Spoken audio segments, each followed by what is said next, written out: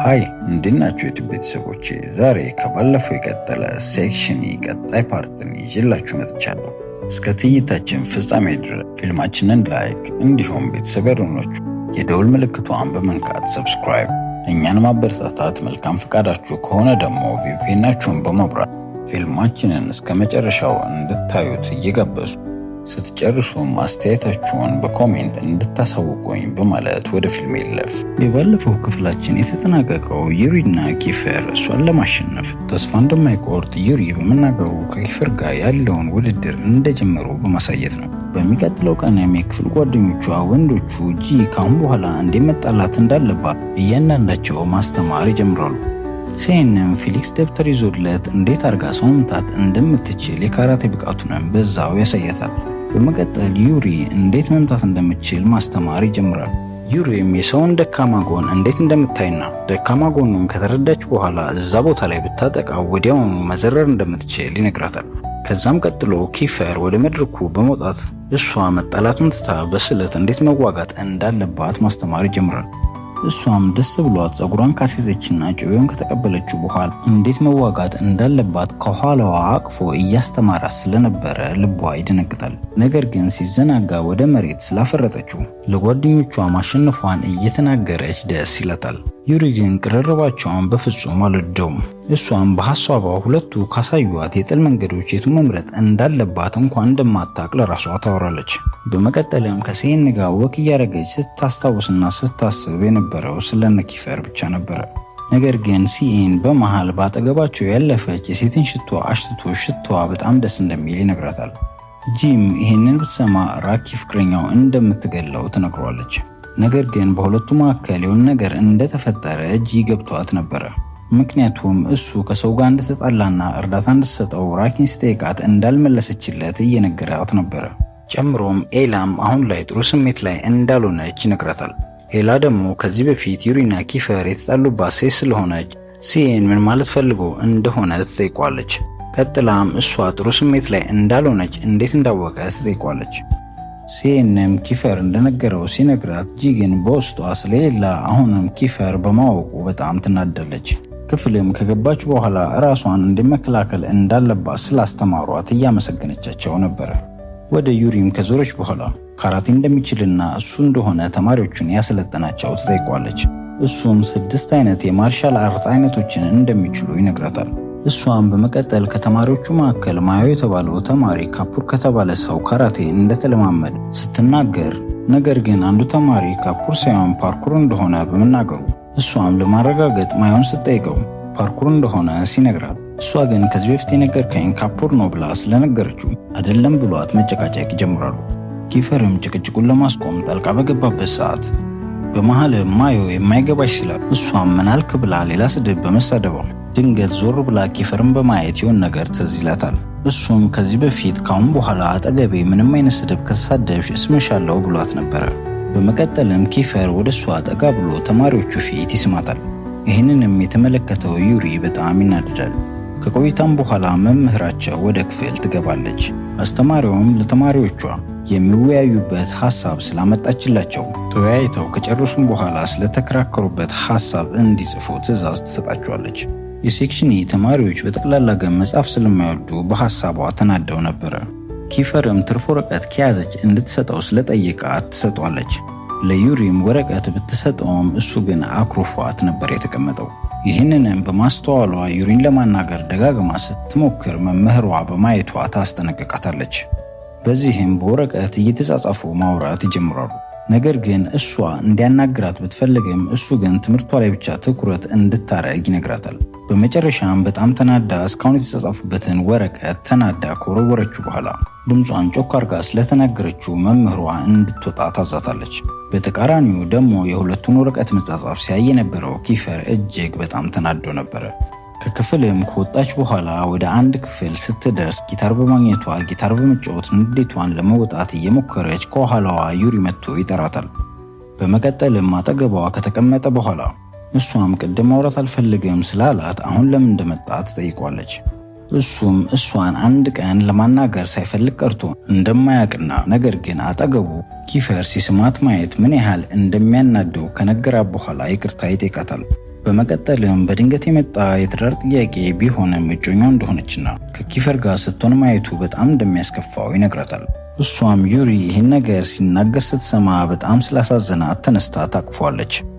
ዩሪም እዛው ትቷት ከወጣ በኋላ እሷም ከትንሽ ቆይታ በኋላ ስትወጣ ኪፈር ስለመጣ በጣም ተናዶ አገጯን ይዞ በጣም ይጮህባት ጀመረ። እሷም ደንግጣ እያመማት እንደሆነ ብትነግረውም እሱ ግን እሷ የሱ እንደሆነች በመናገርና ካሁን በኋላ ከዩሪ ጋር እንደዚህ ስትሆን በያት እንደሚገላት አስጠንቅቋት ይሄዳል። ጂ ቤትም ከሄደች በኋላ ስለዚህ ነገር ማሰብ ማቆም አቅቷታል።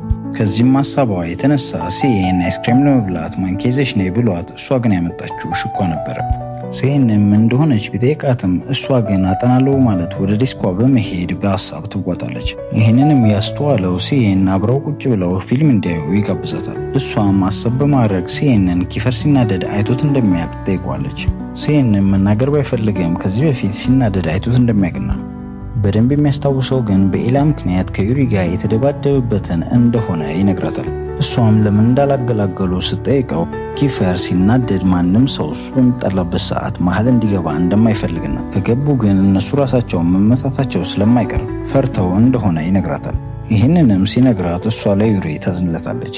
ሲሄድ ግን ለዩሪ እንደማያዝንለትና ዩሪ እንደሚታየው አይነት ጥሩ ሰው እንዳልሆነ በጣም ተንኮለኛና እነሱ ሳያውቁ ብዙ ነገሮችን እንዳደረገ እንዲሁም እንዳታለላቸው ይነግራታል። እሷ ግን ለመጀመሪያ ጊዜ ስለ ዩሪ እንደዚህ ተብሎ ሲወራ ስለሰማች በጣም ይገርማታል። በመቀጠልም ሲኤን ለረጅም ጊዜ ሊያዩ የሚፈልገው ፊልም ስላለ ወሬያቸውን ትተው ፊልም እንዲያዩ ይጠይቃታል።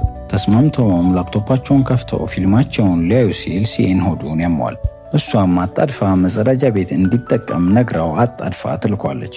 እሱም ሽንት ቤት በሚገባበት ሰዓት ብዙ ፎልደሮች ላፕቶፑ ላይ ታያለች። ከፎልደሮቹ መካከልም የኔና የጂ የሚል ፎልደር ስለተመለከተች እሱን ልከፍት ስትል ግን ሌላ የሚስጥር ፎልደር ስላየች አመንትታ ፎልደሩን ትከፍቷለች። በፎልደር ውስጥም ያኔ ኪኮ መጠጣት አጥቷት ወደ ሩሟ ስለወሰዳት ተናደው ሲመቱት የሚያሳይ ቪዲዮ ትመለከታለች። ቪዲዮንም በደንብ ስትመለከተው ያልመታው ሰው የለም። በመሃል ግን ዩሪ ሊመታው መጥቶ ለምን ጄጄ እንደዚህ እንዳረጋት ሲጠይቀው ኪኮ ግን ጂ በመጀመሪያ የሱ እንደነበረች ይነግሯል። የሲኤንም ተራ ደርሶ ሲመታው ልጁም በካራቴ ነበር የዘረገፈው። ጂም ቪዲዮውን ስታይ ማልቀስ ትጀምራለች። ከመጸዳጃ ቤት ድንገት የወጣው ሲኤን ጂ ቪዲዮውን እያየች እንደሆነ ሲያይ ይደነግጣል። እሷም ለምን እንደዚህ እንዳረጉት ጠይቋለች። ፊልማችን ወደ ቀጣይ ቀን ሲወስደን ጂ ሲኤንን እያናገረችው አልነበረም። ሲኤንም እንድታናግረው እየለመናት በሌላ መልኩ ጂ ይህንን ቪዲዮ እንዳየችው ኪፈር ካወቀ ስለሚገለው እየፈራ እንደሆነም እየነገራት ነበረ። እሷም እንደምትመታውና ካሁን በኋላ ካጠገቧ ዞር እንዲል ትነግሯለች።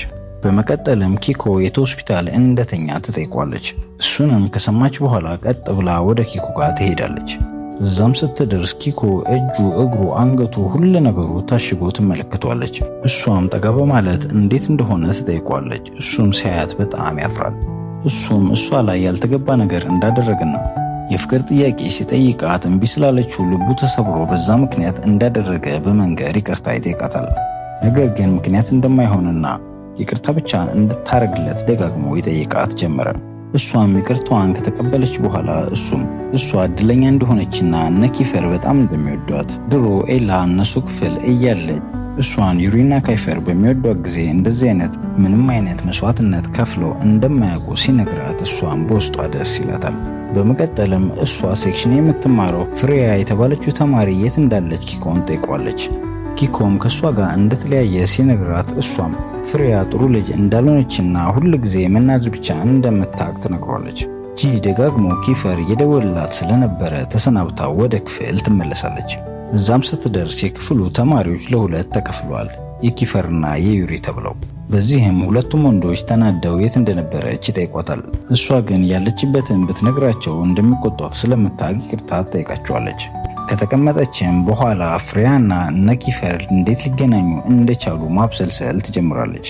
ምሳ ሰዓትም ደርሶ ምሳ በሚበሉበት ሰዓት ምሳቸውን ለጓደኞቿ እያመጠች እየሰጠቻቸው ነበር። ኪፈርንም ቁጭ ብሎ ስታገኘው እንደተናደደ ትጠይቋለች። እሱ ግን ሊያዋራት ራሱ አልፈለገም። ይህንንም ስታይ ሲኤንን ጠርታ ልታዋራው ስትሞክር ሲኤን በመሳሳት ኪኮ እንዴት እንደነበረ ጮክ ብሎ ይጠይቃታል። እሷም እንዳይቀባጥርና ዝም እንዲል ታስጠነቅቋለች። በመቀጠልም መንቀሳቀስ እንደማይችል ለ8 ወር ወደ ትምህርት ቤት እንደማይመጣና ከትምህርት ቤት እንደተባረረ በዚህም ምክንያት በጣም እንዳሳዝናት ተነግሯለች።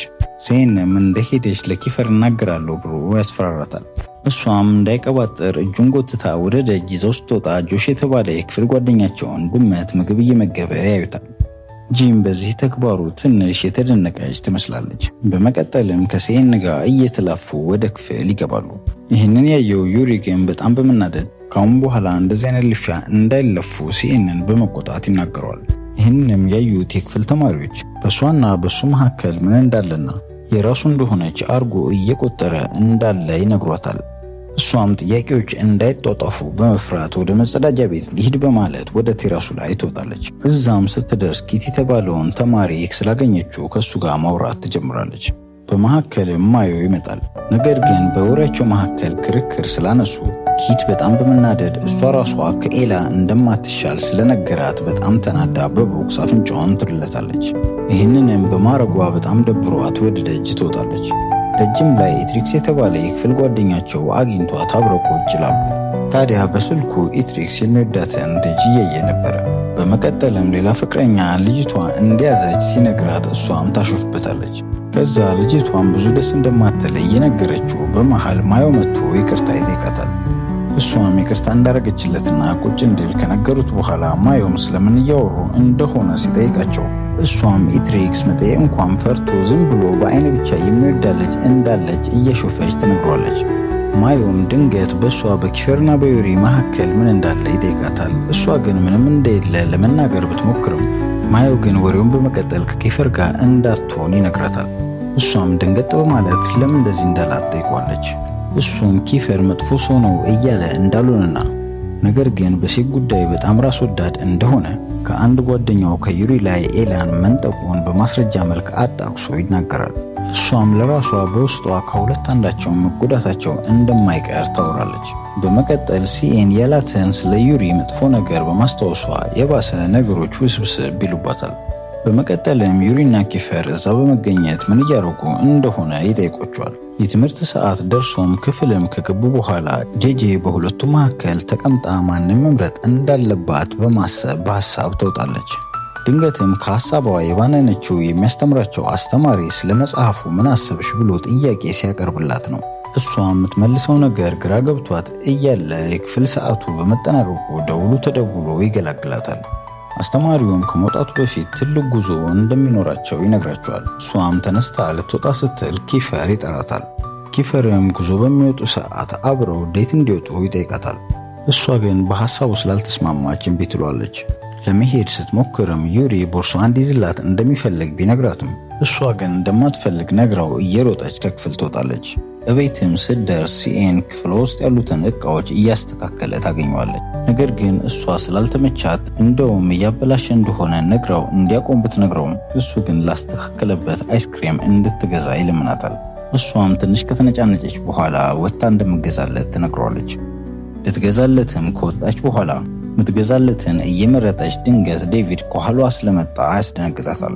ሰላም ተባብለው ቁጭ ካለም በኋላ የፈለገችው እንድታዝና እንደሚጋብዛት ይነግራታል። እሷም አይስክሬም መርጣ እሷም አምጥቶላት ቁጭ ብለው መጫወት ይጀምራሉ። በመሃል ግን ኪፈር ሜሴጅ በመላክ የት እንደሆነች ይጠይቃታል። እሷም በውስጧ ፍቅረኛው ስላልሆነች መጠየቅ እንደማይችል ለራሷ ማውራት ትጀምራለች። ይህንን ያየው ዴቪድም ፊቱ ላይ የሚደብር ስሜት እየታየበት እሷና ኪፈር ፍቅረኛ እንደሆኑ ይጠይቃታል። ይህንንም ጥያቄ ሲጠይቃት ትን ማለት ይጀምራታል። በመቀጠልም ትን ሲላት ደረቱ ላይ የረጨችበትን አይስክሬም ስትጠርግለት እሱም በአይኑ ደረቷ አካባቢ ይመለከታታል። እሷም ስላየችው በጣም በመናደድ ምን እያየክ ነው ብላ ብትሰድበውም እሱ ግን አንገቷ ላይ ያደረገችውን ቀለበት እንደሆነ የሚያየው ይነግራታል። በመቀጠልም ዴቪድ ሲዝኗን ላይ የገና በዓል ሲያከብሩ የሰጠ ስጦታ ትዝ ብሏት ማን ያንን ስጦታ እንደሰጠኝ ልነግረኝ ትችላለህ ብላ ትጠይቋለች። እሱም እንድትገመት እድል ስለሰጣት እሷም በጓደኞቹ አማካኝነት ሞቷል ተብሎ ያሰቡት ፐርሲ እንደሆነ ነበር ያሰቡት። በመቀጠልም ትክክል ስለመሆኗ ትጠይቋለች። እሱም አዎ ይላታል። እሷም ፐርሲን ማግኘት እንዳልቻለችና ከሱ ጋር እንደሚያወሩ ትጠይቋለች። ዴቪድም ፐርሲ ሜሴጅና ስልክ ቢደውለትም እሱ ግን እንደማይመልስለት ይነግራታል። እሷም ድርቅ ብላ መልእክት እንዲልክለት ስለጨቀጨቀችው ዴቪድም ሳታስበው ፎቶ አንስቶ ለፐርሲ መልእክት ይልክለታል። ነገር ግን የፐርሲ መልስ አንገቷ ላይ ያደረገችውን ቀለበት እንድታወልቅ እንዲነግራትና ካልሆነ መጥቶ ዩሪን እንደሚገለው መልእክቱ በመላክ ከዛ በኋላ ምንም አይነት መልእክት መጻፍ ያቆማል። ጄጄ ግን አዳሯን ሙሉ ፐርሲ መልእክት ላከ አላከም እያለች ስትጨነቅ ነበር ያደረገ። ጠዋትም ያያት ሲኤን ባለመተኛቷ የተለዋወጠውን ፊቷን በማየት ፎቶ እያነሳት ማሾፍ ይጀምራል። ስልኳ ጮሆ ሲኤን ባስኬት ውስጥ ስላገኘው ለምን እንደጣለችው ሲጠይቃት እሷም ሜሴጅ እንዲጽፍላት የምትፈልገው ሰው ቢኖርም እሱ ግን እየጻፈላት እንዳልሆነ ትነግሯለች። ስልኩንም ሲያዩት ኪፈር ነበር የደወለው። አንስታም ስታናግረው ለምን ስልክ እንደማታነሳና ሜሴጅም ሲጽፍ ለምን በስርዓት እንደማትመልስለት ነበር የጠየቃት። እሷም ተይታ እንደነበረና እንዳላየችው ከነገረችው በኋላ እሱም አስቤዛ ልትገዛ እንደምትወጣ ጠይቋ ካለችው በኋላ ለምን እንደጠየቃት ልጠይቀው ስትል ስልኩን ይዘጋባታል። እሷም አስቤዛ ለመግዛት ከሴን ጋር አብራ ልትሄድ እንደሆነ ነበር የምታውቀው። እሱ ግን ከፍቅረኛው ራኪና ከእህቷ ጋር ሊገናኝ ስለሆነ እንደማይችል ነበር የነገራት። በመቀጠልም ሻወር ቀድሞ ለመግባት ቢፎካከሩም እሱ ግን ቀድሟት ፎጣውን ነጥቋት ወደ ውስጥ ይገባል። በሚታጠብበት ሰዓትም ያው የተለመደ ከእንቅልፍ የሚያባንነውን ሙዚቃውን ይዘፍንላታል። ወደ ውጪ ከወጡም በኋላ ተሰናብቷት ይሄዳል። እሱ ከሄደ በኋላ ግን ሁለት ወንዶች አንድ ሞተር ጋር ቆመው ሰውን እንዴት መምታት እንደሚችሉ እያስፈራሯት በምልክት እየነገሯት ነበር። እሷም በግርምት እየተመለከተቻቸው ድንገት ግን ኢማን የተባለ የክፍላቸው ጎበዝ ተማሪ በመምጣት ችግር እንዳለ ይጠይቃታል። እሷም ችግር እንደሌለና ወደ መኪና ውስጥ እንዲገባ ነበር የነገረችው። በመቀጠልም ለሶስት በመሆን ወደ ሱፐርማርኬት በመሄድ አስቤዛ መግዛት ይጀምራሉ። ነገር ግን ሱፐርማርኬት ውስጥ የተለጠፉ ስዕሎች አንዱ ስታይ ዩሪ አንዱ ስታይ ኪፈር ስለመሰላት ለራሷ እያበድኩ ነው እንዲህ ብላ ማውራት ትጀምራለች። ከዛም ድንገት ሁልጊዜ ኪፈር የሚበላውን ሎሊፖፕ እያየች ከኋላዋ ኪፈር ራሱ ይመጣል። እሱም ለሱ ልገዛለት እንደሆነ ይጠይቃታል። እሷም ለሱ ብቻ እንዳልሆነና ለሁሉም ክፍል ውስጥ ላሉ ተማሪዎቹ በጠቅላላ እንደምትገዛ ትነግሯለች። እሱም በማሾፍ ለነገሩ ተይው ድሮ ጣፋጭ ወድ ነበር፣ አሁን ግን ሌላ ጣፋጭ መውደድ ጀምሬያለሁ ይላታል። እሱም ያንቺ ጣፋጭ። የዩቲዩብ ምርጥ ቤተሰቦቼ ፊልማችን እንዴት ነበር? ፊልሜን ከወዳችሁት ላይክ፣ ቤተሰብ ያልሆናችሁ ሁልጊዜ ፊልሜን ስለቅ እንዲደርሳችሁ የደውል ምልክቷን በመንካት ሰብስክራይብ በማድረግ የቻናላችን ቤተሰብ እንድትሆኑ በመጋበዝ ለዛሬ ነበረኝን ቆይታ ኪፈር ጂን ሱስ የሆነበት መጠጥ የሚደረግ ጣፋጭ ነገር ያላት ምን እንደሆነ በኮሜንት ግምታችሁን እንድታሳውቁኝ እየጠየቅኩ አበቃው። መልካም ሳምንት፣ ቸር ቆዩልኝ።